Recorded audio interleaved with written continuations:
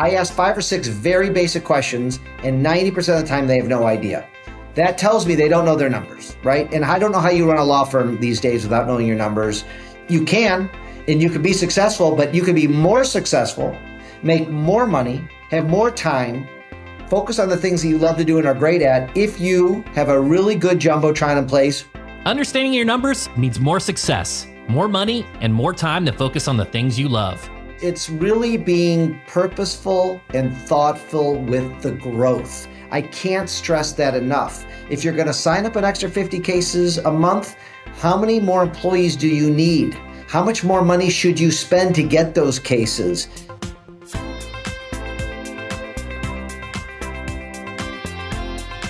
Welcome to Personal Injury Mastermind. I'm your host, Chris Dreyer, founder and CEO of Rankings.io, the preeminent personal injury marketing agency. Before we get started, if you like what you hear, head on over to Apple or Spotify and pound that 5-star review button. And if you don't like what you hear, tell me about it in a 1-star review. I got a big hug for all my haters too. Each week, we talk to the best in the legal industry. Ready to dominate your market? Let's go. Leads drive business. That's not a secret. And we love to see a steady stream of clients. But if the management piece in a firm isn't dialed in, that stream becomes a flood, one the business can drown in. Mike Morse is all about knowing when to turn the spigot of clients up and down. Author of the infamous book, Fireproof, Mike shows us how to find the sweet spot and grow a thriving business with intention. Mike Morse Law Firm is a name that resonates in Michigan. He has grown to 150 and plus employees, served 25,000 clients, and has collected more than $1 billion in fees since 1995. Through Fireproof Performance, he has helped attorneys implement business operating systems catered to the unique needs of law firms. Today, we tap into his wealth of knowledge. Here's Mike Morse, owner at Fireproof Performance.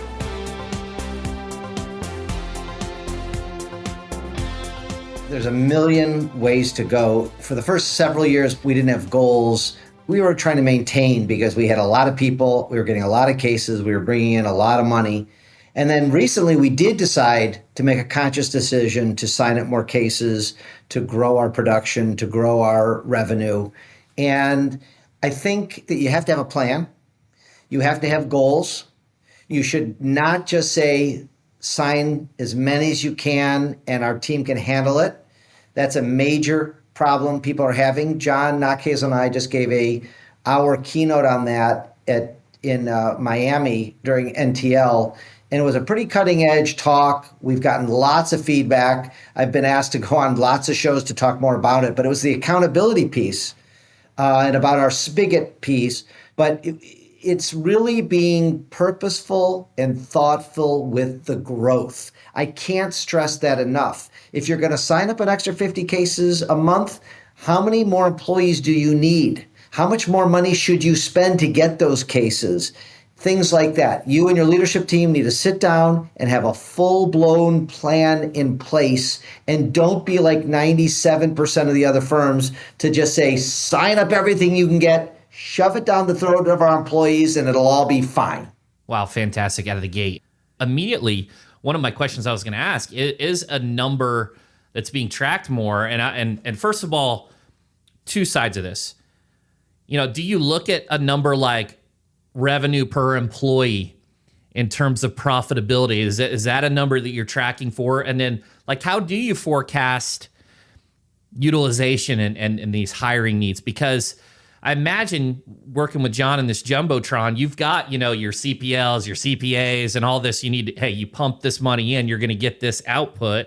So what goes into that? I know to the penny how many lawyers I have per revenue dollars, how many other employees I have per revenue dollars, total employee divided by revenue dollars. Those are simple calculations. If you bring in $50 million in fees and you have 100 employees, you do the division, you do the math, and you track that over time. So we've been tracking that for 15 years. So we know, exactly how many employees our average is. And if you see it spike either way, you have a problem. But if I want to jump to 60 million, 70 million, I know how many employees I'm going to need just by doing those simple calculations.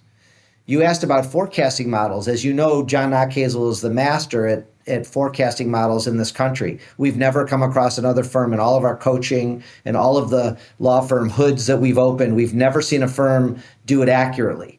John, over the last 14 years, has been within 1% of his forecast models for our law firm, as well as the fireproof firms that he coaches.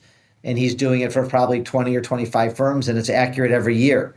So again, for those of you who haven't heard this part of the talk, I know exactly, almost to the penny, how much my firm's going to do at the end of this year, how much personal money I'm going to bring home at the end of the year. I have no fear. I have no concerns. I'm able to make fast, easy, good decisions when I need to, without worry about the bottom line, without worry that it's going to hurt my bottom line, hurt the firm, hurt our employees because of the forecasting model. So you need to surround yourself with good coaches, good CFOs, good CPAs, good people with numbers, data scientists, whatever you have to do to look at your past numbers, look at your averages, look at your average case size, do the math, and know how many cases are going to settle in 2023. There's not a single firm out there who can't do this. And in our opinion, it's imperative for growth. It's imperative just to run a good firm. I don't care if you're happy with the money you make. It's imperative to have that so you know if you're on track, off track, and how to plan for a really good year. The interesting thing is a lot of times when you go in and we set these, 1, 3, and 5 year goals or 10, you can go a bit longer. And a lot of times it's like you go in and everyone's fired up. We're going to do 10 million or 20 million, but it's more opinions, right? Versus hey, here's the data, here's the realistic targets, here's the stretch goals. And I'd say that took me a long time to learn too. It took me 9 years of business before I really started to understand that. Well, I wouldn't call it opinions. I would call it pure and utter guesswork. Right. John calls it just pulling the numbers out of their asses. Right. And we see that all the time. And here's a cute story, Chris. I don't know if I've ever shared this. The year before John started with my firm in 2008, I believe, in 2007 was our first year working with Gino Wickman as our coach. And he told us to do projections and what do you think you're going to do in 2008? And we looked at 2007, and at the beginning of 2008, we pulled out a number. I don't even remember what the number was, 5 million, 10 million. And we're like, okay, so maybe we'll do 5% better than last year. Ha ha ha. And we were millions of dollars off. And John came in and figured out the formulas and figured out the play. And he's been within, we just looked at this recently, actually. He's been within 1% for the last 12, 13 years. He was down 4% on the COVID year for obvious reasons. But other than that, he's been right on. So, and he's not, yes, he's a genius, but it's not, you could figure this out with the right people. And I highly recommend it. It changes, in our opinion, everything. I know with a lot of executive staff, you've got a lot of times it isn't just fixed salary. There's performance incentives and they have these variables. So how does that factor into, because, as a business owner, the compounding of just increasing their salary X percentage, it's just unsustainable and you have to tie it to the business. It's all part of the equation. We're looking at revenue and we're looking at costs and expenses per employee. So we know if we're on trend to sign up an extra 100 cases a month, John and my team of 10 leaders know how many secretaries, paralegals, intake people, lawyers we need to handle the growth. And we do that before we get the cases. Now, if we have a massive influx, no business owner wants to turn down cases. We are lecturing and teaching our clients that you may have to. If you don't have the factory, the video that, I don't know if you remember the I Love Lucy video when they're doing the chocolates and the production line coming down and the production line speeds up and they all start falling off and they keep eating the chocolates and putting it in their hat. I see that at law firms all the time, because what law firm owners, podcasters, coaches, fake coaches, mastermind fake coaches want to talk about, all they want to talk about is what? Leads. Bringing in the cases, leads. They don't want to talk about what you and I are talking about and what we talk about in the book Fireproof. They don't want to talk about management. They don't want to talking about turning down the spigot and taking less cases. They don't want to talk about forecasting. I get calls all the time and I say, oh, great. So tell me about your firm. What's your average fee? What's your goal for this week? How many did you sign up last week? I ask 5 or 6 very basic questions, and 90% of the time they have no idea. That tells me they don't know their numbers, right? And I don't know how you run a law firm these days without knowing your numbers. You can, and you could be successful, but you could be more successful, make more money, have more time, focus on the things that you love to do and are great at if you have a really good jumbotron in place, really good goals set. And with all that, Chris, comes knowing how you can pay people, how much you should pay people, can pay people to stay profitable. That's the number one thing. We're running businesses to be profitable. Of course, we want to help people. That's why we went into this business. Put that aside. That's a given. We don't need to ever say that again. Of course, we're in this business to help people. But what's next important is to be profitable. Because we're not charities. I don't know one law firm that's a nonprofit. These are for-profit businesses. Why are they not running them like for-profit businesses? Why are they running them like sell as many widgets as you can? Sign up as many cases as you can and let my staff deal with it. Well, we are finding disasters when they do that. We're finding low morale, turnover, stress burnouts, lots of one-star reviews, low case values, firms that aren't able to litigate cases and just settle cases, which any fourth grader could basically do. You know what I'm saying? Like, it's just not smart. And when we get in there and we fix them, their profits go up 20, 30%. They're able to handle more cases. They have less stress. Their employees are happier. They're on the best place to work list soon after they understand all of these things that we're talking about. It's frustrating to me to see firms that just have their head buried in the sand and just want to sign up cases and not worry about any of this other stuff. I couldn't agree more. You know, those CPL, CPAs, the ACVs, that cost per lead, cost per acquisition, average client value, those are givens. Like, you have to have those. How do you even do marketing without those numbers? I have no idea. I just read, literally yesterday, I finished it, Dan Kennedy's book on no BS. It's the no BS profit and people management. And he was talking about a business's sole purpose is for profit. An employee's sole purpose is for profit or convenience. And it makes you reevaluate your team, what everyone's doing here. And so when you see these issues with growth and you have these bottleneck issues with the spigot, what are some of the common issues with the bottlenecks that you see with them not getting across to the finish? Well, to put it simply, I see that they are not caring and figuring out what their employees can handle. Yeah. That's the simple answer, Chris. They don't get it. They don't know what the capacity is of their teams. And so, again, they go back to the mindset of sign, and we'll figure it out. And listen, I have 100% been guilty of that. But we have learned, John and I had an epiphany in the last couple months, that the best run firms, the fireproof firms, our firm, with the right processes, the right leadership team, the right jumbotrons in place, still struggle from time to time. And we pinpointed that the struggle comes from capacity issues. I had a call this morning. I had a lawyer call me and say, Michael, I can't get my people to do what I ask. I have all the best plans, the best goals, the best jumbotrons, and my team won't follow the process book. And I said, okay, well, and we also know not every team, not every lawyer, not every paralegal, not every secretary are created equal. That's a very big notion to keep in mind. So Mary Lou, great lawyer, how many files can she really handle? Like, what is her sweet spot? Is it 60 litigation files, 70, 80, 100?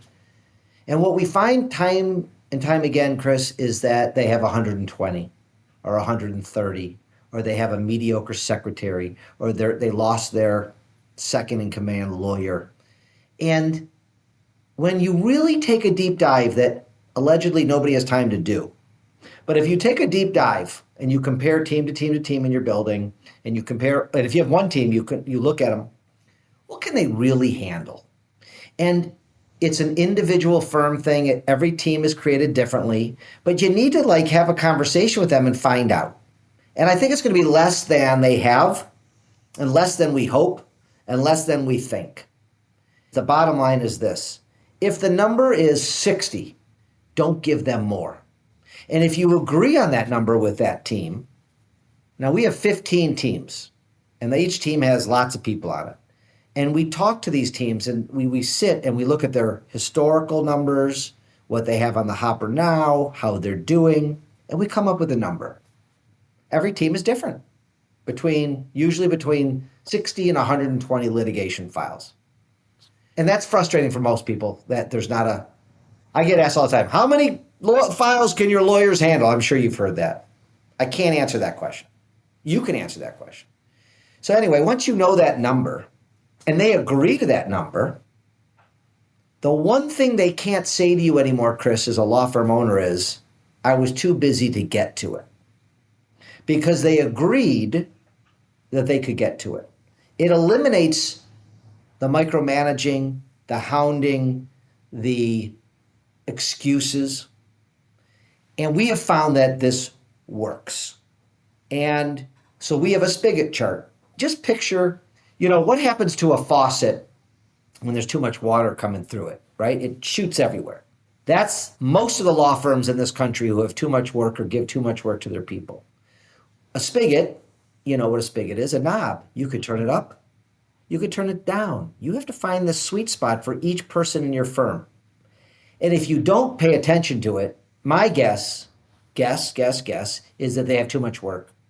That's why they're not doing what they're asked to do. That's why they're not following the processes. It's not a sexy answer. Nobody wants to hear that. Nobody wants to talk about it. I don't believe anybody is talking about it, except for John and I, who are raising some concerns and alarm bells. We're sounding some alarm bells that you need to look at your teams. You need to take better care of your teams. Your teams have too much work. And again, I'm not trying to say I'm immune from this. I have teams here with too much work. And we are trying to fix it. We are trying to hire fast without making mistakes. And we have turned down the spigot on intake. And we send out 250 files a week to other local firms, national firms who can help us. We have made relationships with litigation firms that if we can't handle the load, we may have to start offloading some of that. We haven't done that yet, but it's absolutely on the table. We're basically in a war here, and we are looking for looking how to take care of our soldiers and win the game and win the war at the end of the game. And all of these tools are at our fingertips, and we are being proactive. Most law firms out there are reactive. We are trying to be proactive with managing the spigot, managing our teams, because nobody wants to hear, I didn't do it, I didn't get to it. They'll make excuses, but the real reason is they have too much work.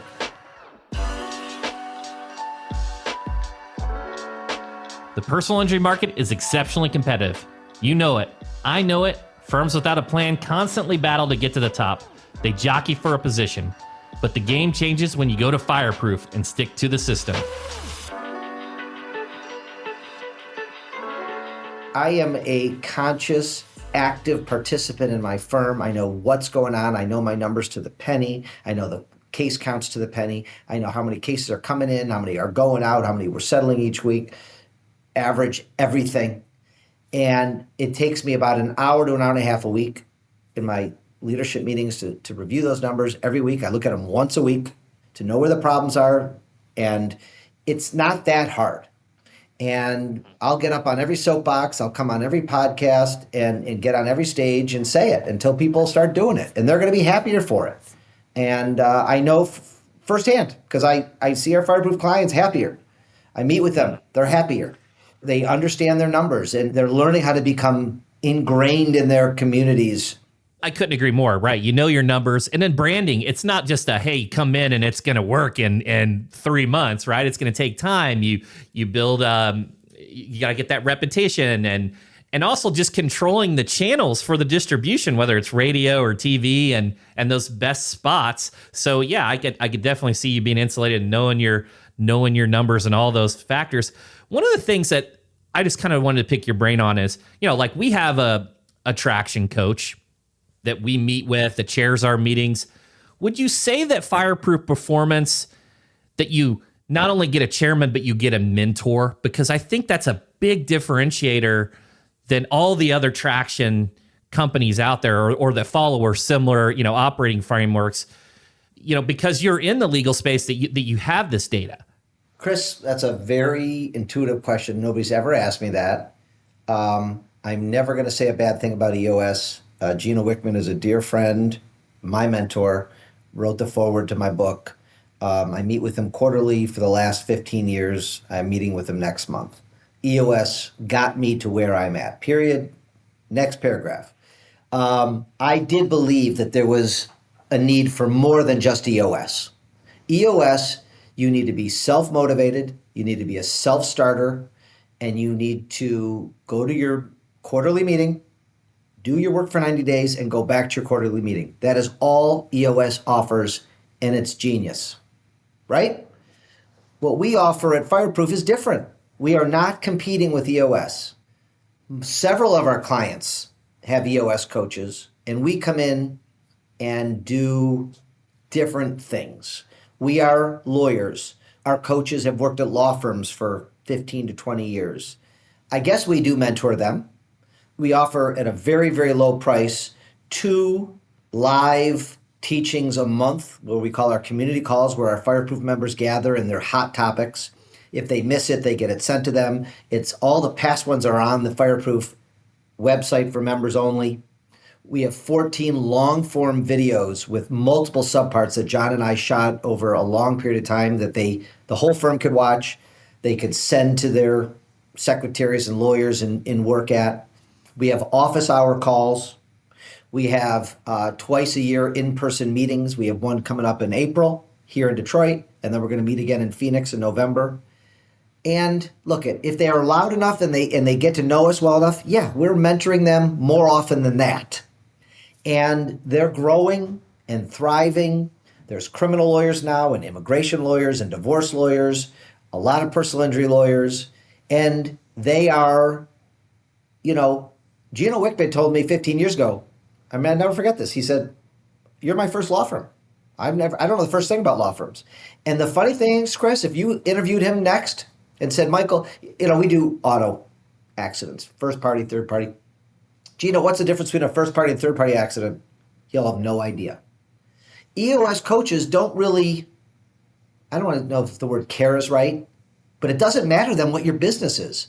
If you look at an EOS coach's docket, they have 20 different types of businesses.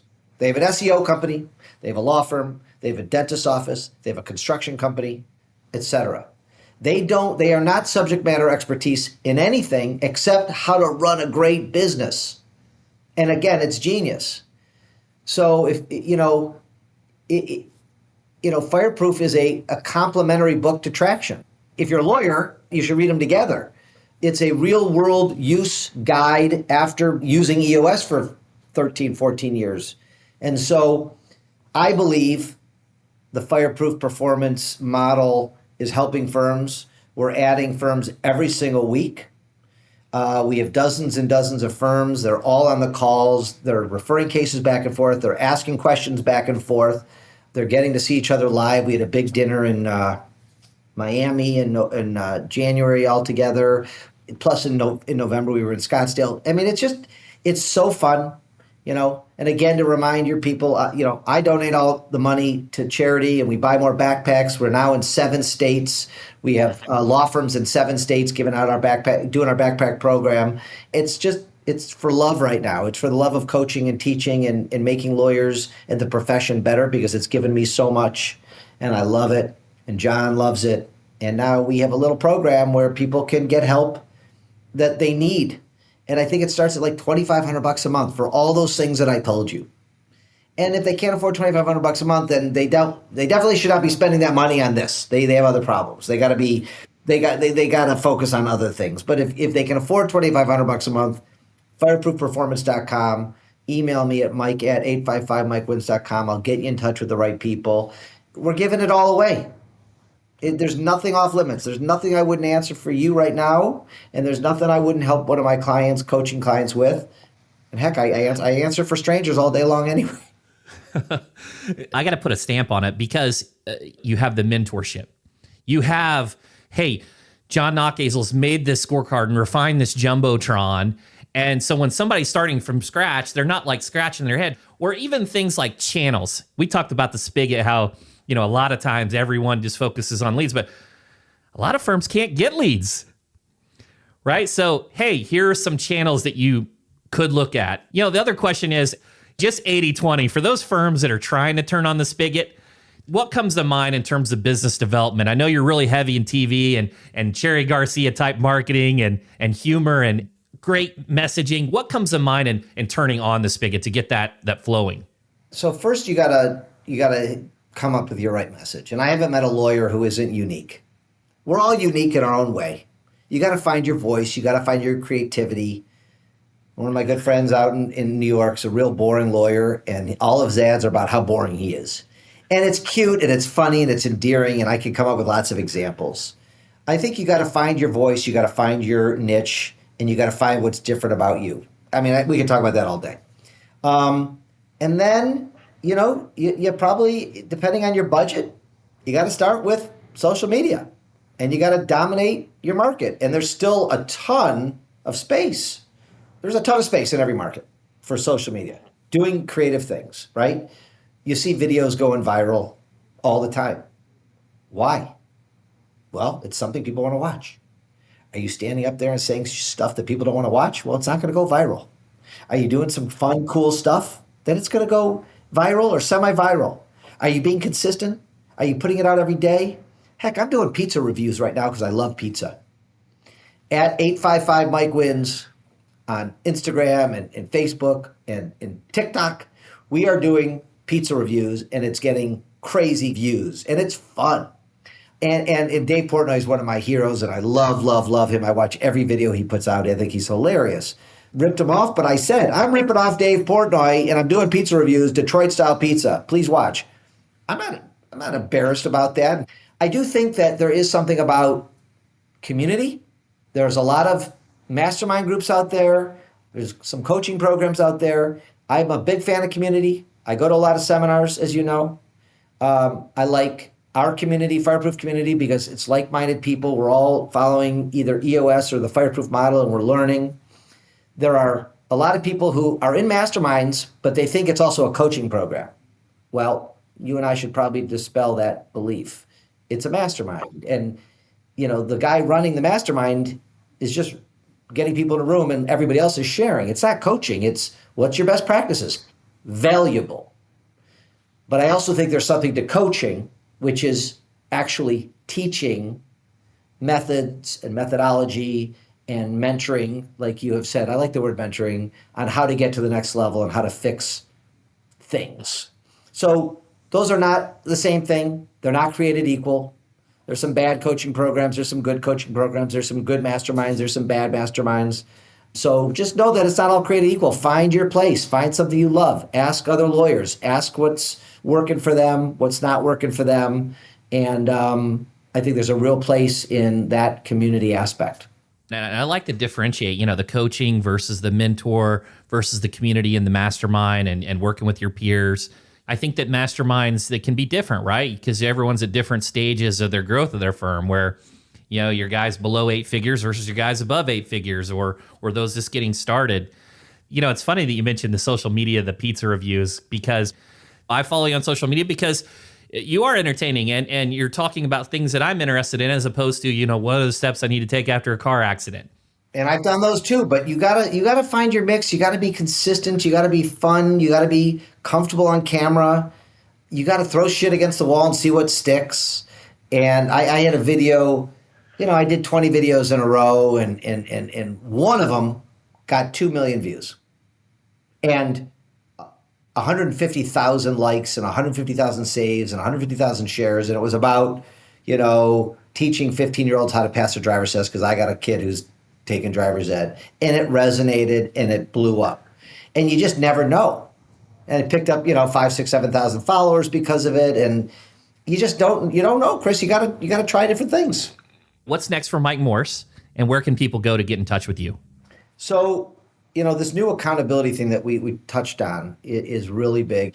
But I love working in my law firm. I love talking to my clients. We just yesterday we got a $2 million verdict right here in my town. That still gets my juices flowing more than anything, but helping law firms, helping lawyers is great. I'd love to connect with your audience. 855mikewins.com is my website. At 855mikewins are my social media handles. Please say hi. Please ask questions. If you want more information on Fireproof Performance, send me an email, and I'll get you hooked up. You don't have to be a Fireproof member. We'll give you a free jumbotron to start getting the numbers. It's got all the calculations. I'm speaking at a bunch of seminars coming up. We have our Fireproof members coming to Detroit in April. They're going to tour our law firm, see our intake center, see our conference room, see our building, be in the energy of the firm, which, if you ever have an opportunity to go see a law firm that you admire, go. If somebody invites you to take a tour, go. Just doing things like that, get out there, get out of your comfort zone, meet people, ask questions, find those mentors like Chris, you mentioned, and your lives are going to be better because you can't do it alone in your office without help.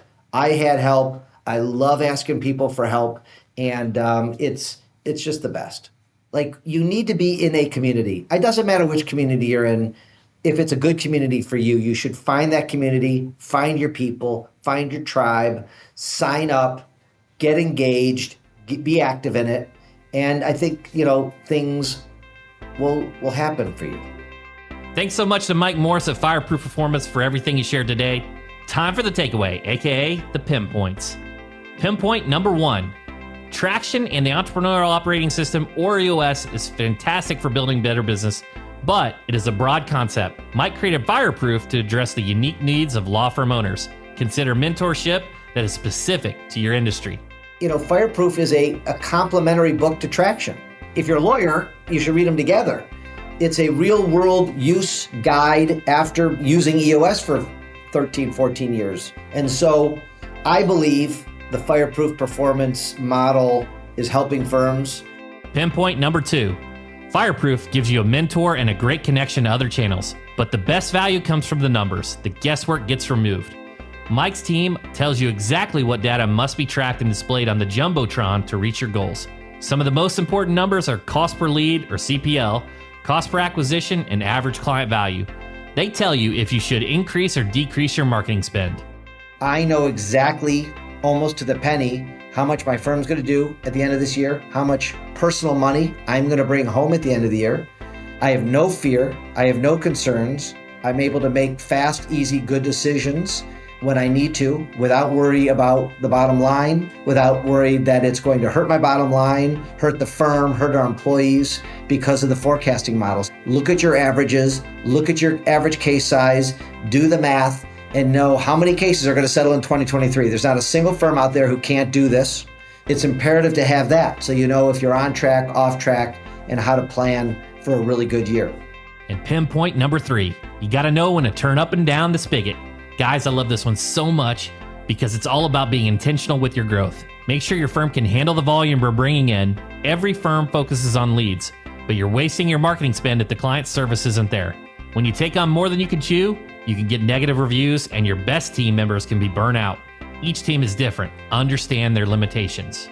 You have to find the sweet spot for each person in your firm. And if you don't pay attention to it, my guess is that they have too much work. That's why they're not doing what they're asked to do. That's why they're not following the processes. We're basically in a war here, and we are looking for looking how to take care of our soldiers and win the game and win the war at the end of the game. And all of these tools are at our fingertips, and we are being proactive.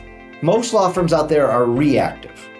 We are trying to be proactive with managing the spigot, managing our teams, because nobody wants to hear, I didn't do it, I didn't get to it.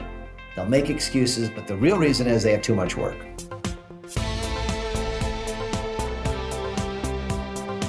If you made it this far, it's time to pay the tax. No, I'm not talking about taking your cash like Big G. I'm asking you for a 5-star review on Apple or Spotify. Leave me a review and I'll forever be grateful. If this is your first episode, welcome and thanks for hanging out. Come back for fresh interviews where you can hear from those making it rain. Catch you next time. I'm out.